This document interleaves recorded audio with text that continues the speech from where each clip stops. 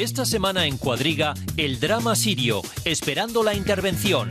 Estados Unidos declaró que tiene la certeza de que el ejército de Bashar al-Assad perpetró los ataques con armas químicas la semana pasada. Estos ataques se cobraron la vida de cientos de hombres, mujeres y niños en Damasco. Inspectores de Naciones Unidas visitaron Siria para investigar los hechos. Algunos países de Occidente están decididos a responder, pero Rusia e Irán advirtieron que tomarán medidas si se interviene en Siria. ¿Qué consecuencias podría tener la intervención? ¿Son los islamistas radicales los más beneficiados? ¿Realmente terminaría la guerra civil siria si Assad cayera? Conduce el programa Úrsula Moreno. Hola, ¿qué tal? Les doy la más cordial bienvenida a Cuadriga, una edición más esta semana. Bueno, ¿cuántas veces hemos escuchado hablar de que Medio Oriente es un polvorín, un avispero? Estos días se hace más patente que nunca, los tambores de guerra resuenan, todo está listo para castigar a Bashar al-Assad y, sin embargo, son muchos los que se oponen a una intervención militar. ¿Por qué? Pues porque creen que el remedio es peor que la enfermedad. De ello me gustaría hablar con mis tres invitadas, tres mujeres que tengo el gusto de presentarles en estos momentos. Carmen Valero es periodista española, hace más de 2 décadas que forma parte de la Agencia Española de Noticias EFE. Su primera corresponsalía estuvo en Ginebra, ante las Naciones Unidas, siempre ha informado sobre política exterior, seguridad y defensa. Fue corresponsal de la agencia EFE en Alemania hasta el 2009 y ahora vive entre 2 capitales, Madrid y Berlín.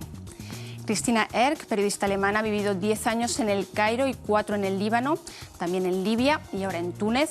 Su carrera periodística comenzó en América Latina como redactora de un diario en Buenos Aires. También estuvo en Colombia. Colabora para distintos medios como freelance y experta en Medio Oriente.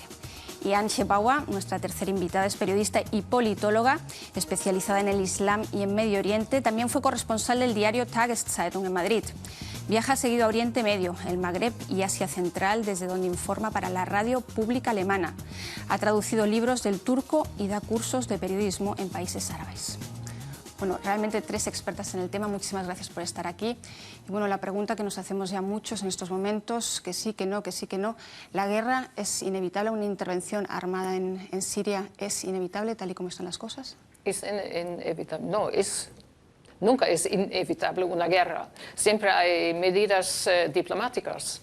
El problema es que el presidente Obama estaba hablando de una línea roja que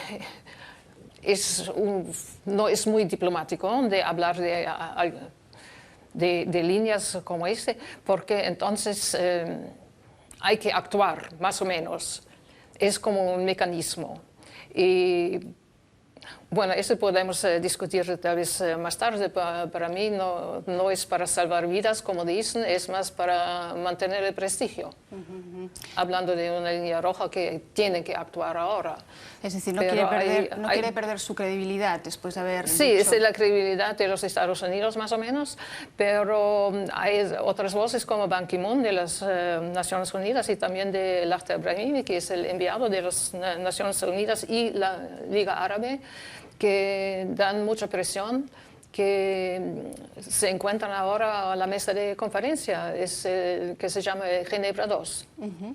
Y tal vez es una presión también de hablar de una intervención militar para tener ese resultado, una conferencia. Presión por parte de Ban Ki-moon, presión también por parte de Cameron, ¿no?, desde Gran Bretaña. Estados Unidos no va a actuar de manera unilateral, va a esperar realmente a que los principales aliados, Francia, Gran Bretaña, den un sí, ¿o a qué está esperando Estados Unidos? Bueno, yo creo que está esperando a que haya consenso en la comunidad internacional. Estamos hablando de una lección de la comunidad internacional al uso de armas químicas que contradice todas las convenciones, la Convención Internacional sobre Armamento Químico. Es decir, si hablamos de una respuesta de la comunidad internacional, esa intervención militar tiene que hacerse bajo el paraguas de Naciones Unidas que representa la comunidad internacional. Estoy de acuerdo con ella en que Estados Unidos atacaría más por presión exterior que por convencimiento, pero es mala cosa que Estados Unidos, y aliados con 2 potencias, antiguas potencias coloniales, y con el apoyo de 2 países de reputación dudosa como Qatar y Arabia Saudí, se embarquen en una aventura en un momento en el que moralmente se justifica un ataque, pero estratégicamente es un auténtico error. Moralmente se justifica un ataque. ¿Está realmente demostrado? ¿Cómo están tan seguros desde Washington, desde París, desde Londres, de que estas armas químicas fueron utilizadas por Bashar al-Assad, por el régimen de Bashar al-Assad? Pues hasta ahora no se ha dicho por qué están tan seguros, y de hecho ahora se pensaba que iban a atacar incluso hoy, y ahora han dicho pues que sí, que iban a esperar hasta que hubiera las pruebas, aunque la comitiva de la ONU que fue ahí para ver las pruebas, su tarea no fue la de ver quién lo hizo, fue la de constatar que de hecho hubo un ataque con gas químico.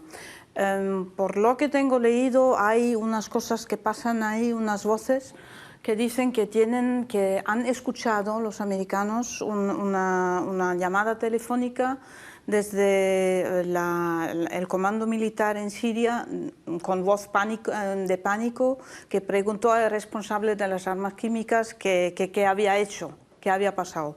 Entonces puede ser que no haya sido un ataque ordenado por Assad, sino por uno que se dejó llevar por el pánico, o quién sabe, es que no lo sabemos. Pero eso hasta ahora lo que se oye es lo único que tienen.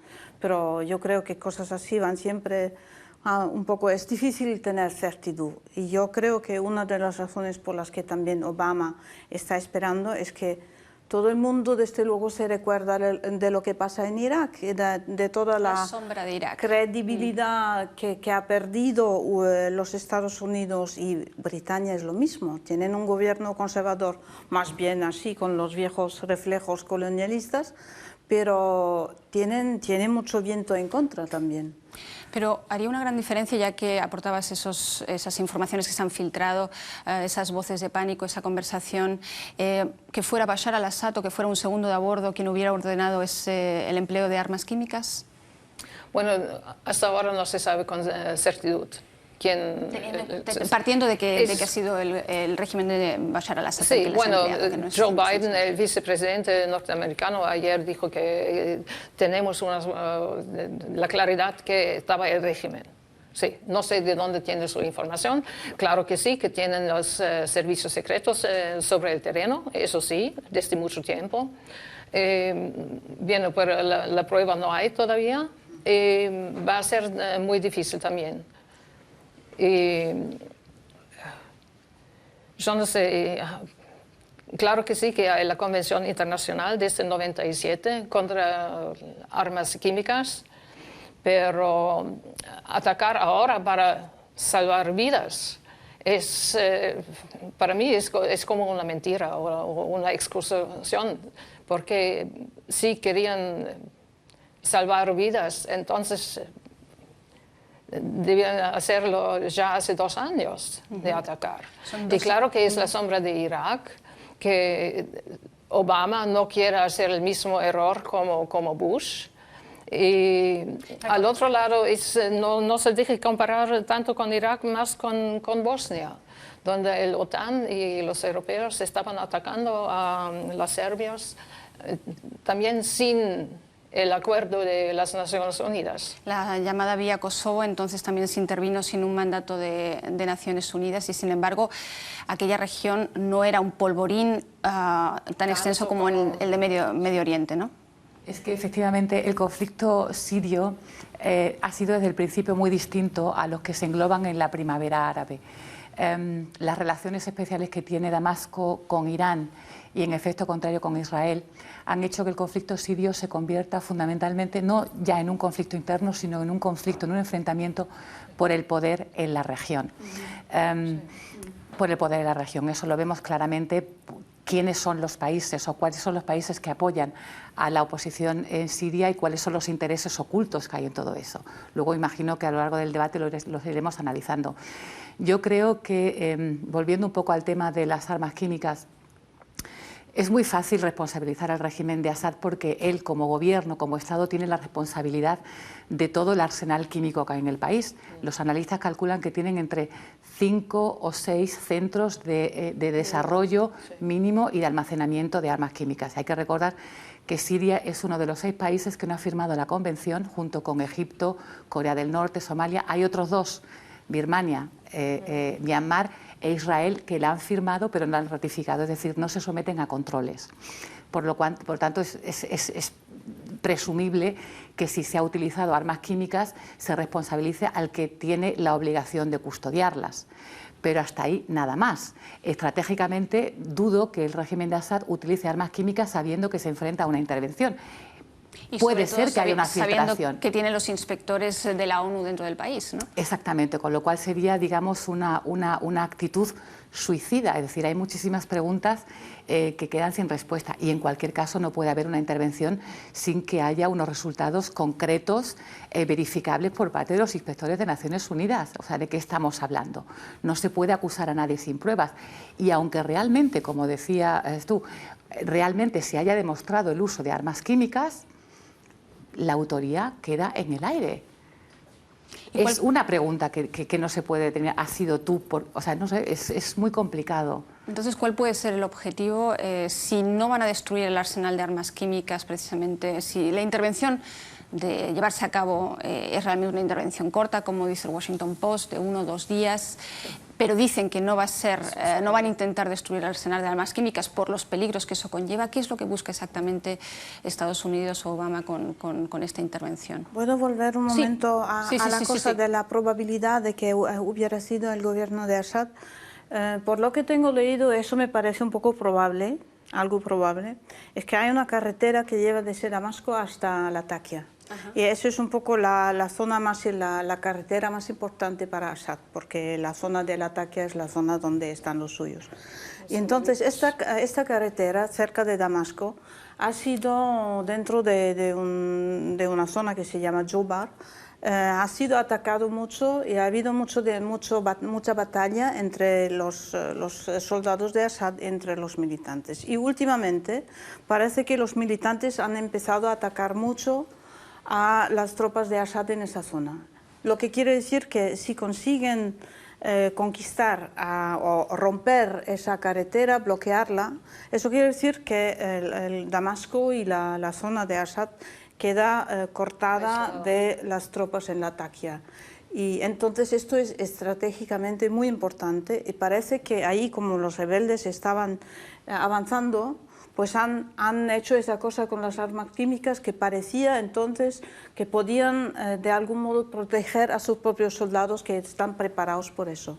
Los que no estaban preparados era la otra parte. Entonces ahí hay algo que es porque uno desde luego piensa, bueno, a lo mejor son rebeldes los que hacen esa cosa atroz para provocar que intervenga la comunidad internacional, pero esto me parecía probable, entre una cosa de un comandante que entra en pánico, una situación así bastante importante de evitar un bloqueo. A mí me pareció una explicación que no es de excluir. Son mucho más complejas luego las explicaciones reales de lo que imagina la comunidad internacional. Pero volviendo a los objetivos de Estados Unidos a la hora de un ataque corto, una operación quirúrgica, como dicen en este lenguaje bélico, pero sin destruir los arsenales de armas químicas, que es lo que han realmente, después de 2 años y medio, desbloqueado, digamos, la pasividad de Occidente. Ahora sí están decididos a actuar, o por lo menos Estados Unidos está decidido a actuar junto con Gran Bretaña y Francia.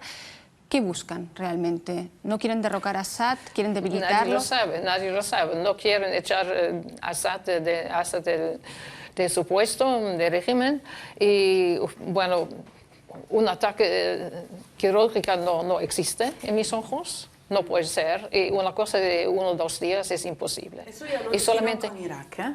Sí, brevemente entramos y ya está, todo está arreglado, nada va a ser arreglado. Pero lo interesante son los países que espaldan a un ataque militar. Claro que sí que son los países de la Unión Árabe, de los Emiratos Árabes y Saudi Arabia. Y Saudi Arabia esta vez, junto con la Turquía, que van a esperar también un ataque militar. Y es interesante porque Arabia Saudita y Turquía son en diferentes frentes en Egipto. Y ahora están lado a lado contra Siria. Así que todo está moviendo en esta región. Y yo tengo la idea que tras de todas estas palabras bélicas de los Estados Unidos, de Gran Bretaña, Francia, quien sea, es también porque quieren atacar indirectamente a Irán, porque tiene miedo, sobre todo Arabia Saudita tiene un miedo inmenso del poder nuclear de Irán, y esta es exactamente la línea Irán, Siria, Asia, Líbano, Hezbollah, y quieren interrumpir esta ruta principal, otra vez una ruta principal.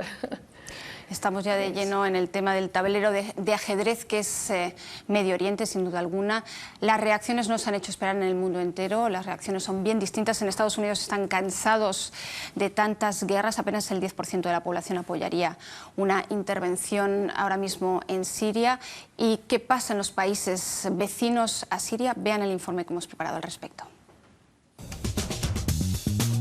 En las calles de Moscú, muchos rusos respaldan el apoyo de su gobierno al régimen de Assad. Estados Unidos no tiene derecho a intervenir. Son los sirios quienes deben tomar decisiones por ellos mismos. Estados Unidos ha intervenido en todo el mundo. Cuando intervienen en otros países, solo sirve para intensificar el conflicto. La intervención militar debería ser el último recurso. Tras más de una década de acciones militares en Irak y Afganistán, muchos estadounidenses están cansados de la guerra. Seguro que hay otros países en la región que podrían intervenir antes de que Estados Unidos se involucre. Preferiría que intervinieran las Naciones Unidas, pero creo que la intervención es inevitable. Ante el temor de que su país entre en guerra, cientos de israelíes hicieron cola para comprar máscaras de gas en Jerusalén. Los ciudadanos israelíes tienen miedo. Por desgracia, el ejército ha fallado en su intento de calmar los ánimos. Es una experiencia un poco surrealista. Nunca antes había vivido una situación así de aterradora. Rezo porque no tengamos que usarlas nunca. Bueno, Israel es el enemigo por antonomasia de Siria. Ya lo veíamos en el informe, compran como locos ahora mismo o reciben por parte del Estado esas máscaras de gas para protegerse de un posible ataque también con armas químicas, que es lo que temen por parte de Israel, por parte de Siria, perdón. Temen represalias también de Hezbollah en el Líbano, temen represalias de Irán. Es decir, ¿son los que quizás más miedo tienen en la región o son unos de tantos? Bueno, sí, tienen razones para tener una reacción no controlada, pero tal vez exagera un poco. O sea, de hecho, efectivamente, Siria e Israel son enemigos por antonomasia, pero también la frontera que comparte los Altos de Golán está prácticamente, es una zona muy calmada, apenas se han producido incidentes, el temor está y es latente. Pero yo creo que lo que hay que temer es un efecto dominó. O sea, hay muchísimos intereses en juego, políticos y económicos fundamentalmente. Una reacción con ataques con armas químicas, pues es probable. Se supone que el arsenal químico de Siria es el cuarto más importante del mundo y es el más importante de Oriente Medio. El problema es que nadie sabe en un ataque de ese quirúrgico selectivo dónde están esos centros de almacenamiento, es decir, se puede producir. Lógicamente podría haber una reacción por parte de Hezbollah. Irán también ha advertido de que habrá consecuencias en caso de una intervención. Todo depende primero si la intervención se produce y qué tipo de intervención va a ser. Si es muy rápida, se supone que será solamente a través del lanzamiento de misiles crucero desde los barcos ya posicionados en el Mediterráneo. No habrá ataque aéreo por la sencilla razón de que antes de atacar con aviones tienen que destruir toda la batería antimisiles aérea de Siria y eso no se hace en 2 días. Con lo cual yo creo que hay que esperar y especular en ese sentido es arriesgado. Pero es lo que nos reúne aquí. Yo creo que los espectadores siguen preguntándose realmente qué es lo que puede pasar de ese efecto dominó. Vamos a intentar seguir desgranándolo. Irán, ya comentabas, Irán es el principal aliado o el más fuerte quizás en la zona de Bashar al-Assad. Es el que le suple con armas, también suple con armas a Hezbollah directamente al régimen de Bashar al-Assad. ¿Cómo podría reaccionar Irán? Irán, digamos que es el que más serias advertencias ha formulado en los últimos días cuando se ha sabido de la posible operación militar por parte de Estados Unidos, ¿no? Sí, lo he estado mirando, pero no hay un tono amenazador. Yo no lo vi, o sea, están intentando de calmar esas ganas de atacar, pero me da la sensación de que en el caso de que hubiera un ataque sobre Siria, no es que ellos empezarían un ataque de su parte, no se sabe a quién de todos modos. No van a hacer una cosa directa, van a intentar activar de nuevo a Hezbollah, que son de todos modos que financian también, que apoyan, y Hezbollah en el sur del Líbano pues puede otra vez intentar atacar a Israel y entonces puede desencadenarse un juego de dominó, por ejemplo. Hezbollah yo creo que es una pieza clave, aunque pequeña, pero puede desestabilizar completamente al Líbano, que ya está desestabilizado. Ya están las repercusiones en Trípolis, pero también hubo ese coche bomba hace poco en el barrio de Hezbollah en Beirut. Y entonces Hezbollah tiene, a pesar de ser pequeño, tiene un papel muy importante. Yo creo que son ellos los que llevan, como apoyan también a Assad, pues son los un poco que pueden inclinar la balanza de algún modo. ¿Cómo podría la guerrilla de Hezbollah apoyar a Bashar al-Assad? Sí, pero Irán estaba amenazando también, diciendo, bueno, tal vez solamente en palabras hasta hoy día, pero diciendo que si hay un ataque del oeste, toda la región va a ser un polvorín. Eso sí. Claro, tiene que decirlo para apoyar a... Pues claro, el Líbano ya tiene casi la guerra civil otra vez. Porque los sunnis atacando Hezbollah, que son shia, y los shia atacando las dos mezquitas en Trípoli la semana pasada. Así que claro que sí, yo hablé con unos amigos ayer en Beirut, claro que tienen miedo. Tienen miedo porque ¿Que se desate finalmente una guerra civil abierta en el Líbano? Todavía no, pero hay todos los ingredientes ya. Y es una balanza muy frágil. Y por eso yo no creo que Hezbollah va a atacar a Israel en este caso, porque ellos saben que pierden mucho de prestigio en el Líbano si lo hacen, porque ya perdieron, todavía están en el gobierno. Pero si atacan Israel ahora y Líbano es en plena guerra otra vez, entonces pierden para siempre. Eso lo saben. Yo me gustaría añadir en el caso de Irán, yo coincido en que no espero una reacción militar por parte de Irán. No. Hace una semana el sultán de Omán se entrevistó con el líder supremo iraní para hablar de la seguridad en la región. Podemos hablar, Irán, chiita, Assad, parte de una secta chiita, pero no son persas, son árabes. El interés de Irán con Siria no hay afinidad ni religiosa ni étnica siquiera. Yo creo que para Irán el tener Siria como aliado de alguna manera refuerza su papel hegemónico, entre comillas, en la zona, pero sobre todo lo que le proporciona es una salida al Mediterráneo para su petróleo y para el gas natural. Y de hecho había planes de un nuevo gasoducto que fuera Irán, Irak, Siria y acceso al Mediterráneo. En el momento en el que Siria caiga, esos planes desaparecen. cosa que beneficia a la comunidad internacional, que intenta por todos los medios aislar al régimen de los ayatolás. O sea que no hay que olvidar el componente económico y el componente tan importante que se está jugando en la zona, porque eso yo creo que nos puede dar muchas claves para entender lo que está sucediendo. Antes de seguir por los diferentes países de la zona, ya que mencionáis Irán, hay observadores que dicen que una de las razones por las cuales Estados Unidos atacaría, que antes nos hemos quedado un poco en el aire con este tema de cuáles son los objetivos a la hora de atacar o castigar al régimen de Bashar al-Assad, dicen una de las razones sería precisamente debilitar a la supremacía chií de Irán, la supremacía ascendiente ahora mismo de los iraníes en la zona. ¿Puede haber algo de verdad en eso? Es difícil. Pues yo estuve mirando antes para preparar ese programa, estuve mirando un poco, me estuve preguntando, pero ¿qué es lo que quieren? ¿A dónde quieren llegar? ¿Qué es lo que pretenden conseguir? Es que no lo veo. No es claro. Lo siento, es que no lo veo. Es que es una cosa de castigo, sí. Como dijiste tú, es decir, nosotros no nos dejamos hacer esto.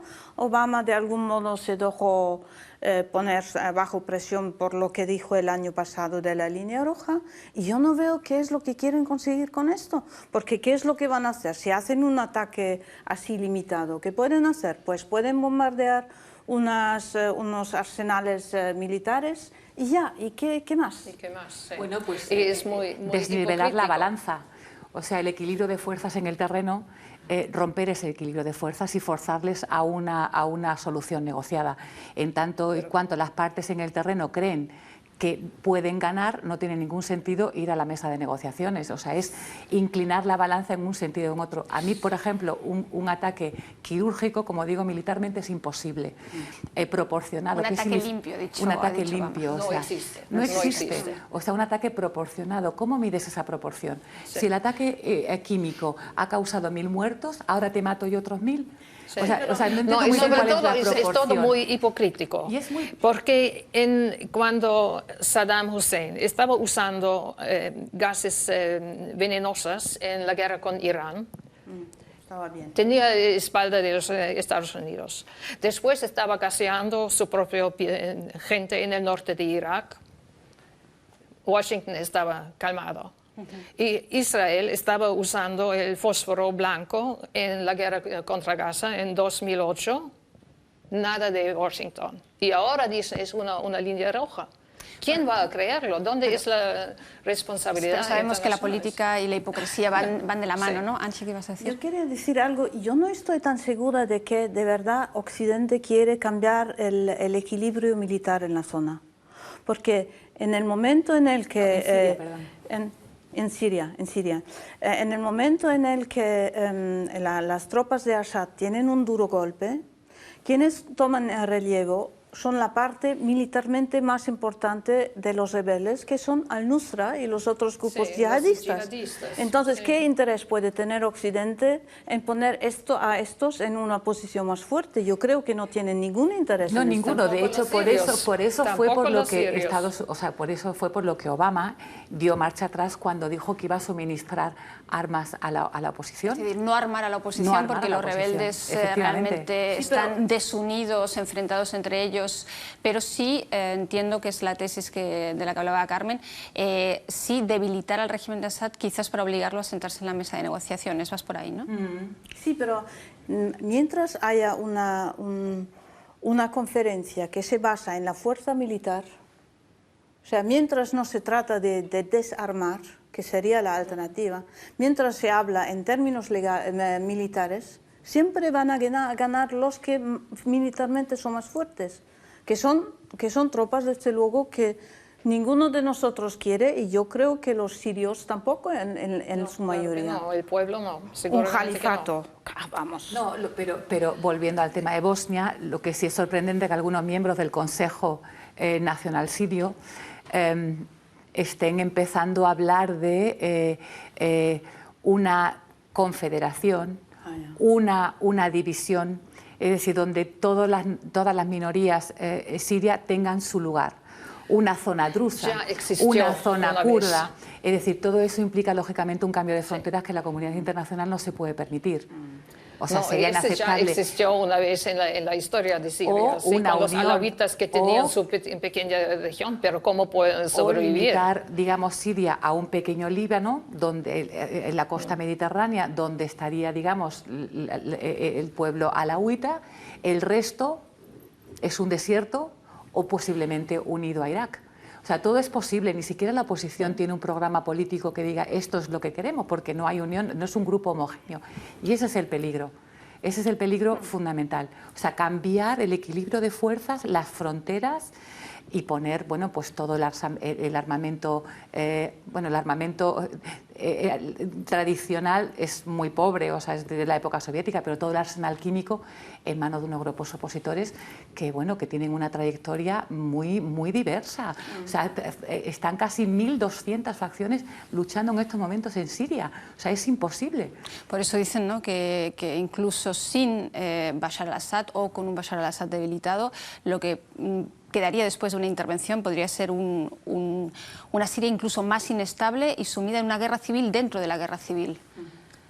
Que ya existe más o menos, porque todos los sirios que yo conozco, donde tengo todavía los contactos, están contra los yihadistas. Dicen que nosotros no somos fanáticos, no queremos nada que hacer con ellos, pero ellos son ellos con las armas, con el dinero, y así que es una coalición por fuerza o por necesidad para luchar a este régimen, pero la gente en Siria no quiere nada que hacer con los yihadistas, y ese es el peligro, como dijiste, que después el resultado puede ser que los yihadistas ganan, es decir, que Qatar tiene la influencia allá, porque es una sorpresa que Qatar está financiando, soportando a los yihadistas en toda la región.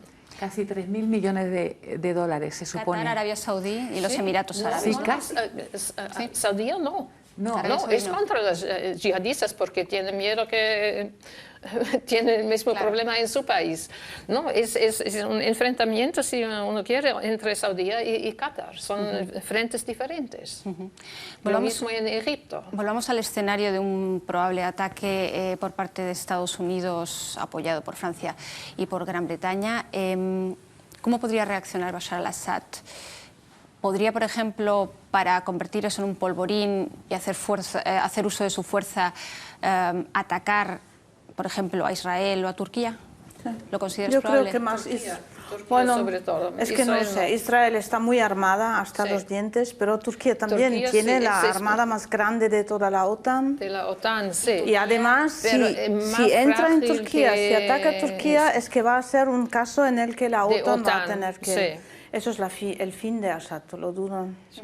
O sea, Turquía no porque... Yo optaría, yo creo que si yo fuera Assad, yo creo que atacaría a Israel más bien. Son muy fuertes, pero son pequeños. Si ataca a Turquía, tiene la OTAN enseguida. Pero si atacan a Israel, tienen los Estados Unidos inmediatamente. Sí, pero no hay no hay ese automatismo. Si ataca a Turquía, Turquía ya pidió, y ya hay tropas alemanas, por ejemplo, en las zonas ya pidió protección. Entonces, esto es automático en el contrato de la OTAN, que si un país de la OTAN es atacado, pues automáticamente los otros tienen que proteger. Y ahí tiene... Pero con Israel es un poco parecido, porque tienen las promesas de los Estados Unidos de defender siempre a Israel, y mismo nuestra canciller, señora Merkel, dice también. Sí, pero es menos formal. Es menos formalizado. Sí, tienes razón, o sea, todo el occidente... Sí, pero habrá polvorín de todos modos. No van a dejar... En el caso de Turquía, uno de los países musulmanes más grandes de la zona, miembro de la OTAN, apoya una intervención por parte de Estados Unidos. No solamente Turquía, o sea, son varios los países, incluso la Liga Árabe le ha dado, por así decirlo, también luz verde a Estados Unidos. Bueno, la Liga Árabe se ha convertido en la Liga de los países del Golfo, prácticamente. O sea, la Liga Árabe no existe como tal. O sea, como la Unión Europea. Y en el caso de Turquía, lógicamente, tiene un problema muy serio con Irak, que es el problema kurdo. O sea, tienen el problema kurdo, tienen un problema añadido, y es la población alawita. No hay que olvidar que casi el 70% de los turcos que viven en Anatolia son alawitas. y que la mayor parte de los turcos que viven en Europa... Los alawitas de Siria. Sí, hay distinción en la religión. Sí, hay distinción de religión, pero hay mucha afinidad también. Entonces yo creo que Turquía... Es curioso la premura con la que Turquía se ha sumado a un ataque. Turquía yo creo que está aprovechando, bueno, primero por supuesto porque es enemiga del régimen de Assad, pero también le viene muy bien una intervención que le va a permitir, después de las revueltas y la forma tan depredadora con la que intervino en la oposición, situarse de pronto en el lado de los buenos y en la coalición internacional. Hace unos meses la comunidad internacional criticaba al gobierno de Erdogan por la forma en la que calmaba las protestas en la calle, y ahora Turquía encabeza esa coalición internacional, es decir, se ha puesto al lado de los buenos. Pero Turquía tendrá un problema, sí, un problema que se llama Kurdistán. En fin, el tablero de ajedrez continúa y hemos establecido paralelismos, me parece muy interesantes, con Irak, con Kosovo, pero hay un país del que no hemos hablado, un país en el que creo que has vivido, en Libia. Sí, ¿Podemos estar ante una segunda Libia, es decir, una intervención rápida por parte de Estados Unidos un par de días y luego dejar a Gran Bretaña y a Francia que sigan liderando la operación en la zona? No, no va a ser igual. Y hay una gran diferencia. En Libia casi no existió la defensa aérea, no tanto, pero en Siria existe. Es mucho más peligroso entonces en Siria de continuar con el mismo plan como en Libia. No se puede. De Gaddafi. El ejército sirio, digo, que está mucho más armado, las baterías antiaéreas. La defensa aérea es mucho más fuerte.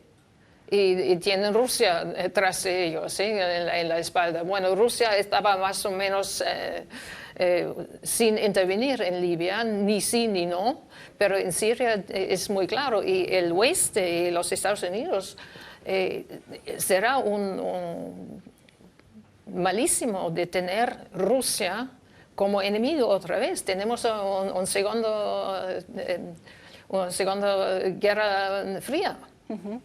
Eso es muy peligroso. Sí, el principal valedor quizás de Rusia para una solución en Siria.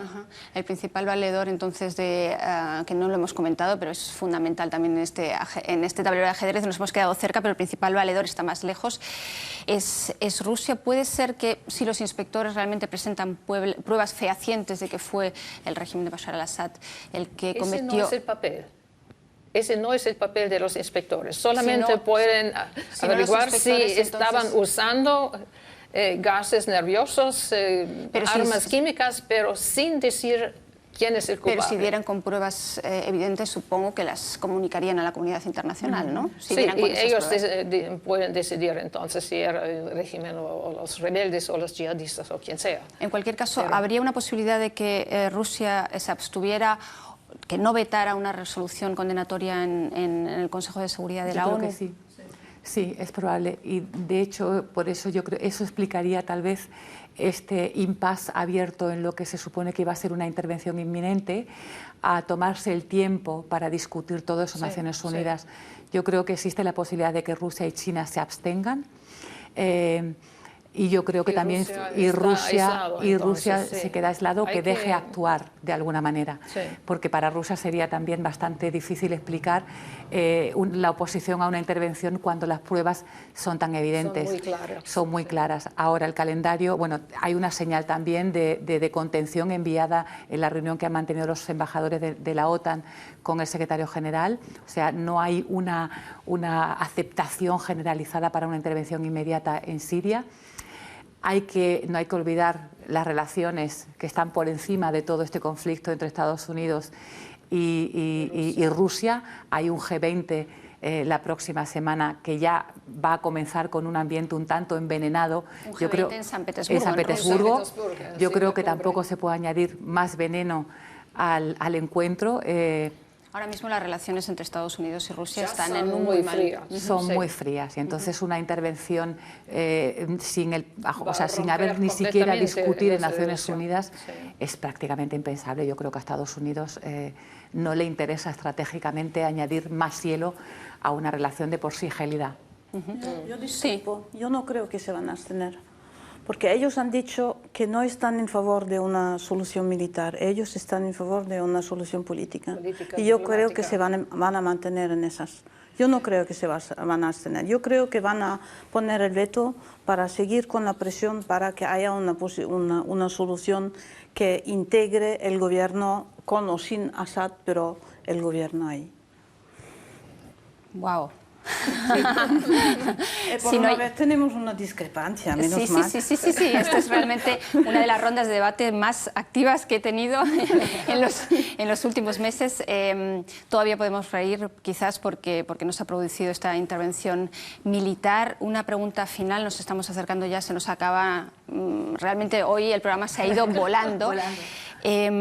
¿Quedan alternativas? Decías al principio del programa que sí que quedan alternativas. Siempre hay alternativas en la política. Porque, si no, es un porque fracaso. realmente lo hemos visto en estos 42 minutos, lo que le espera realmente a Obama si entra en Siria es un berenjenal parecido o peor que el de Irak, ¿no? Sí, creo que sí, porque es un campo mucho más amplio. Porque toda la región es, como dijeron los iraníes, es un polvorín. Claro que sí. Y hay repercusiones por toda la región. Y por eso es absolutamente necesaria de tener una solución política, diplomática. ¿Es peor el remedio que la enfermedad, como decía yo al principio, en el caso de una intervención, o realmente puede desencadenar algo positivo? Bueno, yo creo que efectivamente una intervención en Siria sería un error. Va a desequilibrar el equilibrio de fuerzas que hay en la región y habrá consecuencias locales, regionales y globales. No hay que olvidar que muchos de los países en la región son los principales productores de petróleo, son los países de los que nos suministramos. Hay que echar un vistazo simplemente a la bolsa para ver cuál es la evolución del precio del petróleo. Algunos analistas consideran que puede llegar incluso hasta los $150 por barril.